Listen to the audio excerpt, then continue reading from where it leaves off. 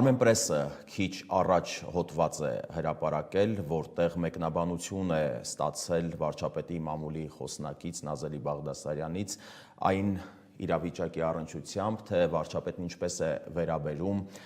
Թուրքիայի և Ադրբեջանի դրոշները այրելուն։ Հիշեցնեմ, ինչպես յուրաքանչյուր տարի, այս տարի ևս ապրիլի 23-ին Հանրապետության հրապարակից 3 մեկնարկեց ավանդական ջահերով երթը, ինչպես միշտ Հանրապետության հրապարակում հավաքվածներն այրեցին Թուրքիայի և Ադրբեջանի դրոշները, այնուհետև երթով շարժվեցին դեպի Ծիծեռնակաբերդի հուշահամալիր։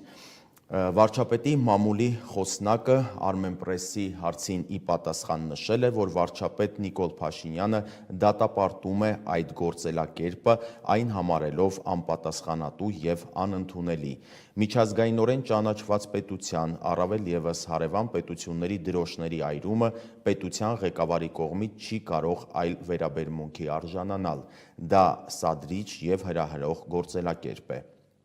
Միևնույն ժամանակ վարչապետ Փաշինյանը դատապարտում է Ադրբեջանի զինված ուժերի կողմից Սյունիքի մարզի Խոզնավար գյուղի բնակելի տան ուղղությամբ արձակված կրակոցները,